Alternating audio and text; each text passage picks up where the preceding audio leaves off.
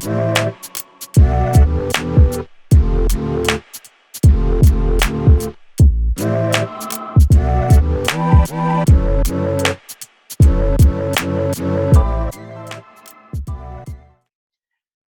back, everyone, to another episode of Profiles in Risk. I am your host, Nick Lamparelli. Can't think of a better way to end Friday, long week, than to talk IoT and sensors and risk management. I would like to introduce Aisling Carlson, Aisling is the head of partnerships for Flo Technologies, and we're gonna get all into modern technology and how we handle all of this stuff. Aisling, happy Friday. Happy Friday. Welcome to Profiles in Risk. We met a year ago, right? Did we meet at a flood conference? Oh gosh, you're testing my memory now. Yes, I'm sure we did. I've been to a lot of conferences in the last couple I know, it's crazy. It's crazy. Shame on me for having taken this long to get you onto the show, but I'm excited to talk about this because this is actually an extremely important topic. My day-to-day business deals with flood and often confused with internal water damage. Internal water damage is actually one of the biggest loss drivers in property insurance, and Flo Technologies is helping to solve this problem. So I'm going to punt it over to you, very first question, and ask you, what do you do at Flo Technologies, and what is Flo Technologies? What do they do? Yeah, absolutely. Well, thank you very much for inviting us to be on the show. We're very excited about it. So Flo Technologies is a startup based in Los Angeles. And in a nutshell, what our technology and what our system does is it allows homeowners to monitor and control the water in their home. So I'm sure you're familiar with the whole sort of a universe of smart home technologies. You're probably familiar with Nest or Ring. We fit into that world, so we're an IoT device. And we get installed, we have one piece of hardware that gets installed on the main water supply line to the home. So that one piece of hardware goes on the plumbing, it's installed by a professional plumber. And then everything downstream of that device, so everything within the home, is being monitored and controlled by that device. And we do that through 3 different sensors that sit inside of the Flo unit. So we're capturing pressure, temperature, and flow data. There's also an automatic shut-off valve inside of the device. So when that turns, it turns the water on and off to the entire property. And all of that data that's being collected by those 3 sensors, pressure, temperature, flow, is being pushed to the cloud every single second via Wi-Fi, so it's paired with the home Wi-Fi. And once it's up in the cloud, we've developed a whole series of different artificial intelligence algorithms that comb through, learn your consumption habits, so of your property, because every home is different, of course, and then sets parameters to protect the home. It also runs proactive tests to try and preemptively identify issues or vulnerabilities in the system and warn the homeowner so that they can take action. And so the homeowner can see all of this in real time. They have an app on their phone, so they can see their pressure, temperature, flow data. They can see how much water they've used at different times of day. They can turn the water on and off to the home themselves. But I think the really neat thing about it is that the Flo system is smart enough to actually turn the water off to the property on your behalf in the event that it detects a leak. So you don't have to worry about monitoring it. You know that your home is protected by Flo. Which is extremely important because I knew water damage was a problem, but I didn't know how much of a problem it was. And I believe internal water damage caused by broken pipes, broken hoses, leaks that aggregate or accumulate water over time, causing damage, is in the tens of billions of dollars every year. It actually causes more damage than fire. Am I correct? Oh, yeah, absolutely. So water damage is 6 times more likely than fire. It's 5 times more likely than theft. but people, I just think they don't realize this. Unless it's happened to you, you don't actually know how awful an issue it can be. I Yeah. mean, our founder of the two founders of Flo Technologies, their father and son. So Henry, who's the sort of mad scientist inventor of Flo, and then Gabe, his son, who comes from an entrepreneurial background, and he's the CEO. They actually had a massive flood in their own home. So, sort of $300,000 worth of damage in the property. They had to move out for 6 months. And it was actually that sort of incentivized Henry to really deal with this issue. So he's got a sort of rich history in mechanical engineering and plumbing, but it was actually having that experience himself that really motivated him to solve this problem once and for all. But you're absolutely right. I mean, it's a $9 billion problem in the US alone. The average home insurance claim is around $9,000. So it's really expensive. Yeah, so to sort of put that in perspective, the homeowners market's probably 90 billion in premium. So a full 10% of all the premium collected in the United States goes to pay internal water damage claims. Yeah, it's crazy. If my math is right, 9 divided by 90, about 10%. That's a massive amount, year over year over year. And there are a lot of different issues. And probably my guess is why it doesn't get a lot of press is fires make the news and thefts make the news. But who cares if there was a water leak and you have to repair the inside of the house? Fire and theft are kind of shocking, and people want to know about it. So that would be my guess. But can we talk about the technology and why I didn't understand this until I went through your site and was looking and reading some of your blog articles. A lot of really great information on your site. Talking about pressure sensing, it didn't occur to me until I read those articles how important that is, because you could have a small leak, like drops, where you may never catch it. A traditional machine or traditional sensor may not even notice it, but it's actually quite important because over time that can accumulate to a lot of damage. So can you talk about why pressure sensing was such a vital part of the Flo Technologies technology? Yeah, absolutely. And actually, the pressure sensor within Flo is actually really what sets us apart compared with a lot of the other competitors that sit in this space. So Flo is able to proactively identify leaks in properties by running what we colloquially call a health test that runs every day, but in fact is a pressure decay test to those in the know. And the best way, I think, to help understand how this works is to use an analogy. So imagine you have a balloon and you blow up the balloon and you tie it off so that the pressure within the balloon is stable. And then you take a pin and you poke a tiny little hole in the balloon. You'll see the balloon start to deflate, and that is the decay of pressure. And the rate at which it decays is actually an indication of the size of the hole. So bigger hole, faster it would deflate. Makes sense. The plumbing system is similar. So the way our health test runs is that at a time of day when you're not using water in the home, and the Flo device knows when you're not using water because, of course, it learns your consumption habits. So at a time of day when you're not using water, for most people it's around 2 a.m.,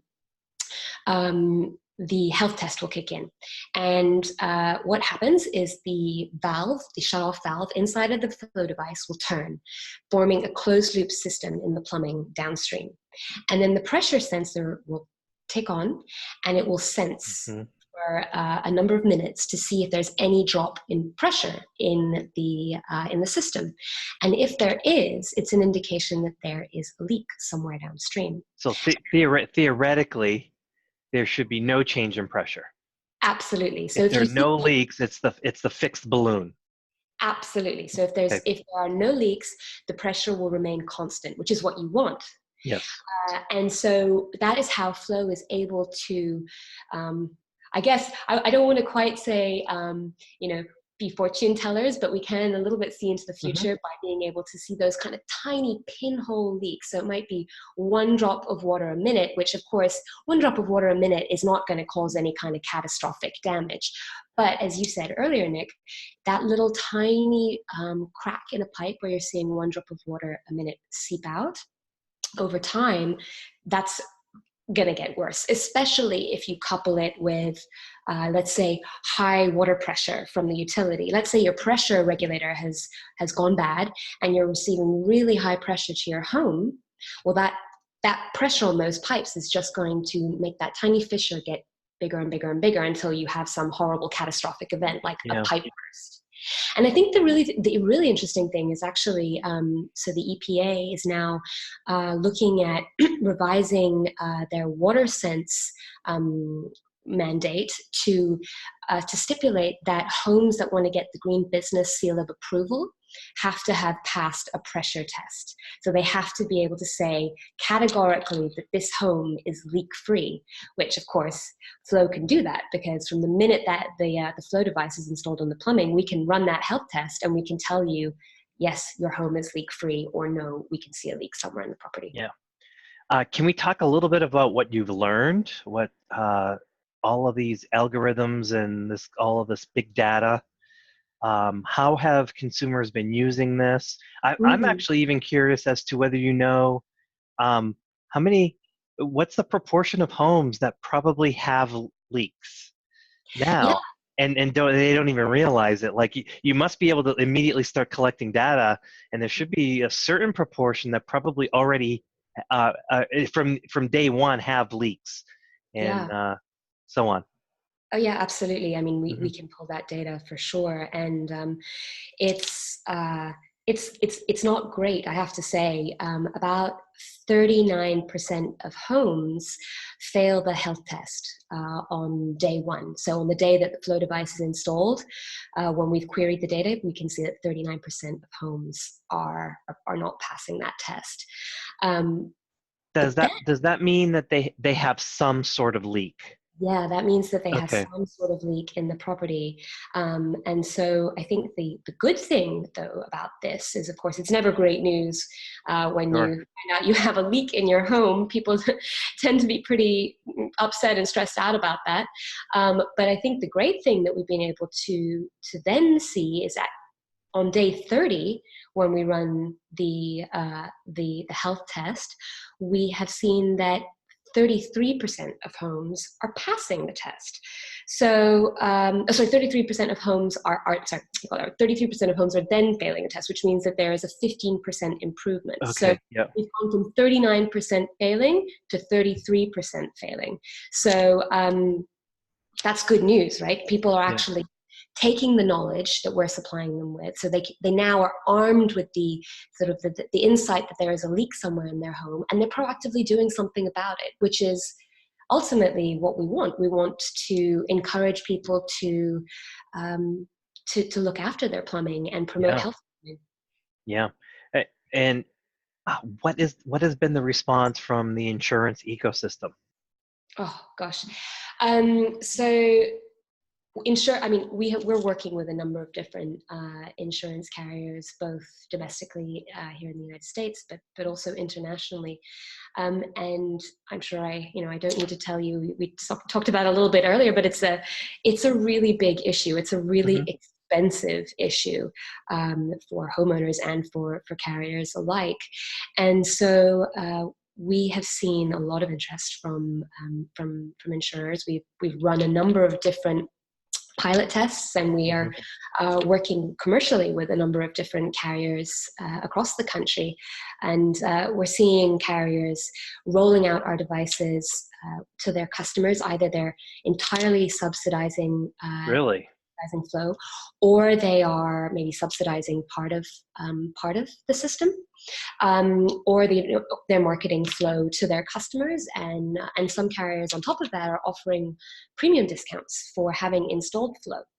So if you are one of those lucky people who happen to have coverage from a carrier in a state where they give you a premium discount for installing the Flo system, you might see I mean, we've seen people, high net worth customers, getting thousands of dollars off of their home insurance premium per year. Of course, it's an annualized return, right? So it's very yeah, exciting. so basically it's paying for itself Oh, in a absolutely. lot of cases, Yeah, for sure. which is phenomenal. Mm. Um, uh, how much water is lost in even a small leak? Sorry to go back to this, but Yeah. I'm all of a sudden thinking on a drip, drip, drip, drip basis, that must come out to like a ton of gallons per year. It's actually really depressing statistics, especially, especially in this current climate where I think people are even more so opening their eyes to the impacts of climate change and the importance of conserving water, which is of course our most vital resource.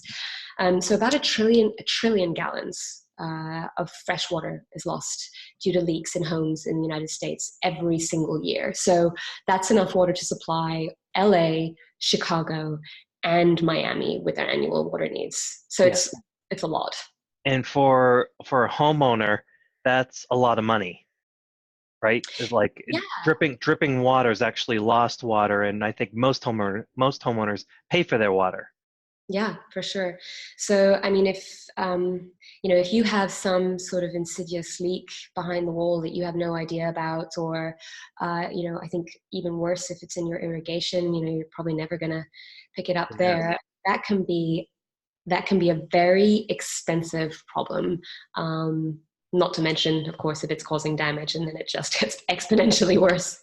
Yeah, yeah, no kidding. Mm. Um, so we've been talking about homeowners. Are there any uses or use cases on the commercial side? Immediately, I'm thinking of just larger habitational risks like condo buildings, apartment complexes, maybe even high rises. But extending beyond that, retail stores, warehouses. Are there any commercial uses for this? Yeah, that's a great question. And so when Flo was originally dreamt up, and Henry had his eureka moment about creating Flo, I think the intention was very much to focus on residential installation in the first instance. But of course, there is definitely a need for commercial properties as well. And so we have an eye to the future. We have an eye to commercial rollout. Part of the limitation that we have uh, is that currently Flo has a valve size that installs on up to 1.25 inch size I piping. see. We're actually releasing a larger valve size imminently, and so that will be a 1.25 inch valve, which will install up to 2 inch, and then definitely it's on our sort of R&D list to think about larger valve sizes, because we know that this is a real issue. Yeah, yeah, interesting. So I wanna, being an insurance professional, I'm always thinking of worst case scenario, and so I'm thinking sensor. What if the power goes out? Mm, yeah. So Flow is plugged into just typical wall socket. That's how it's powered right now. We are, I think, very soon about to release a battery backup, which people will be able to buy just in case they need that extra sort of little oomph to cover any sort of power outages that might occur. Um, so that will get us covered there. I think the other question that often comes up is, well, what if my Wi-Fi? Yeah, that My was my Wi-Fi next question. yeah, yeah, that's the normal sequencing of questions. So if the Wi-Fi goes up, the really neat thing about Flow is that um, all of the logic is stored actually on the device. So in the event that the Wi-Fi goes out, Flow will still protect your home. It just means that you won't get the data in real time. But once, of course, the Wi-Fi comes back online and the device sort of is able to re-upload all of the data, you'll start to see it all come through on your app.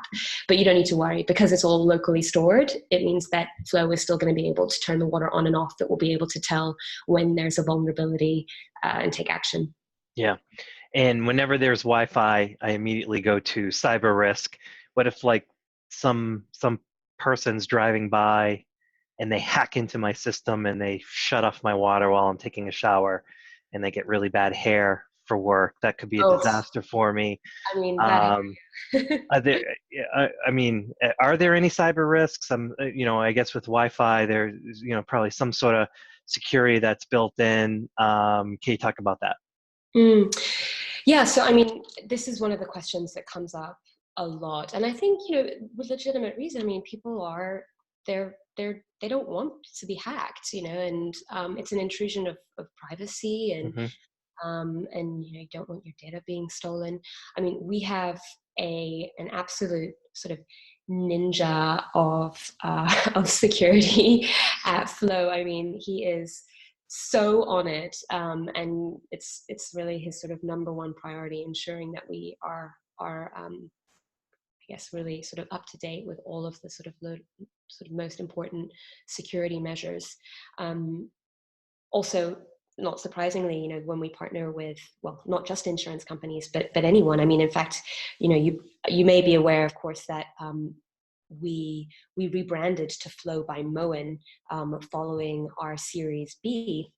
When Fortune Brands led the investment round, and their one of their companies that sits within their umbrella is, of course, Moen, and so Flo by Moen is now what we call the product, and they too also super hot on cybersecurity, wanting to make sure that we're taking the utmost measures to protect our homeowners, because of course, as soon as you have some kind of data breach or security issue, people lose faith, and faith that the product is going to work and faith that we're going to protect your data is paramount.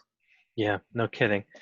Um, it's such an important topic, and it fits nicely. It's just fits nicely into other areas such as fire and theft, where there are security cameras. And I mean, on my phone, I think I have 3 apps that deal with stuff that's going on in my home, between thermostats and smoke detectors, and I can be notified anytime. And I keep hearing these stories now. One of my co-founders of my company had a significant water leak that caused $100,000 of damage to his home. So you hear these stories, and it's like, it's frightening, because like you you know what if I go away on vacation and I come home and the hose on my washing machine breaks, and the water just keeps running and running and running and running, and just kind of soils everything.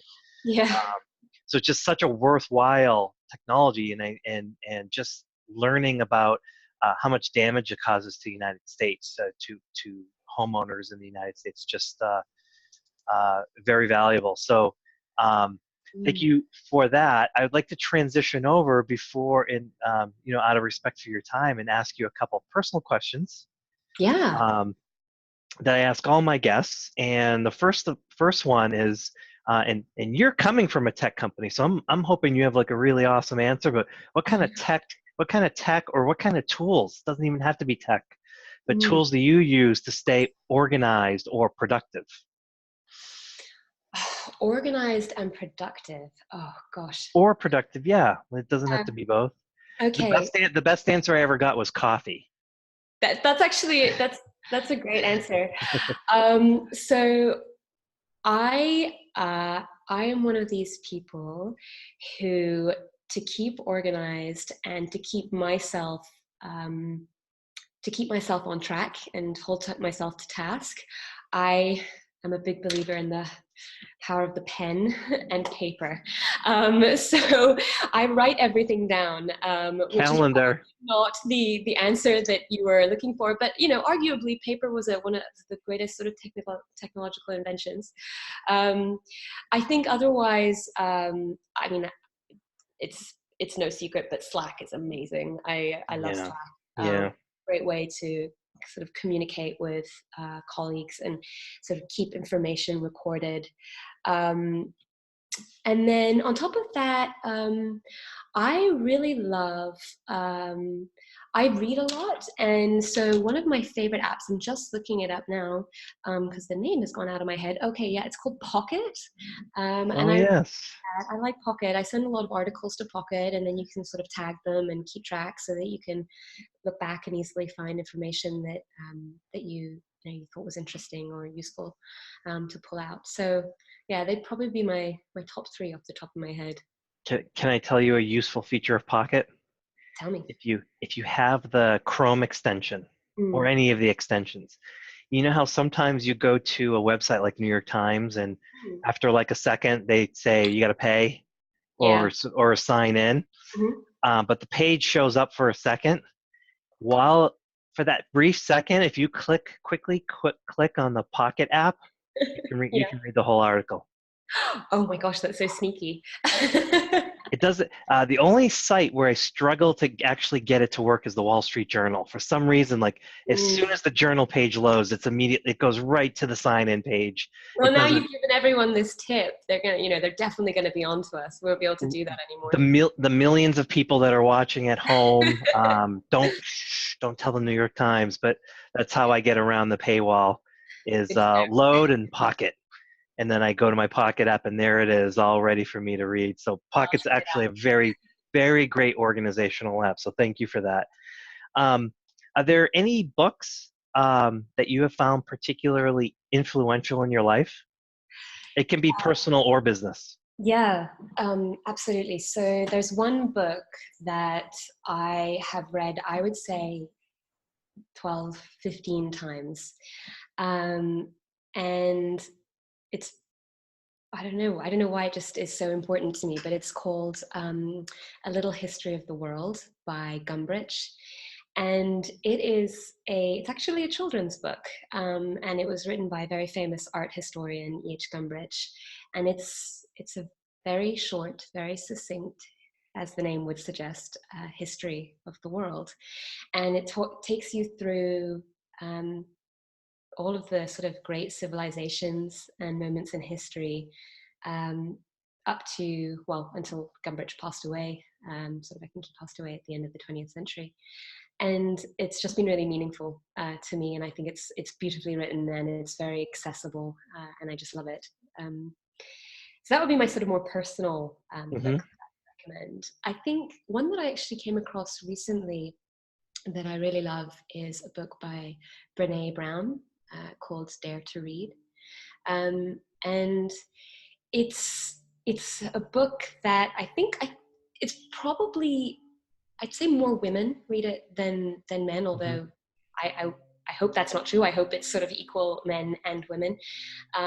But it talks to I guess female leadership and how to have faith in yourself, how to be authentic, and yeah, that just really struck me as well. Okay, perfect. I have heard of the latter. I'd never heard of the former. I will put both of those on the show notes for anyone that's watching or listening.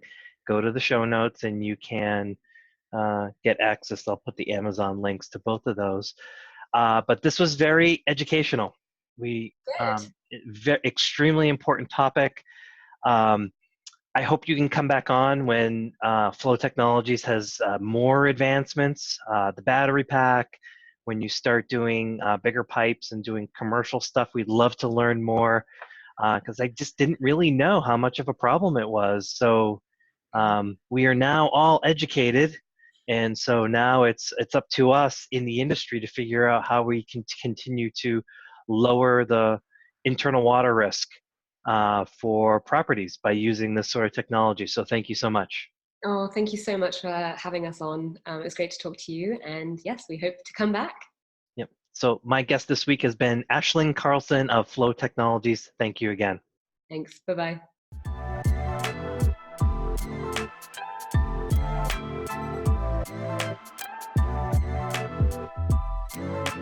bye.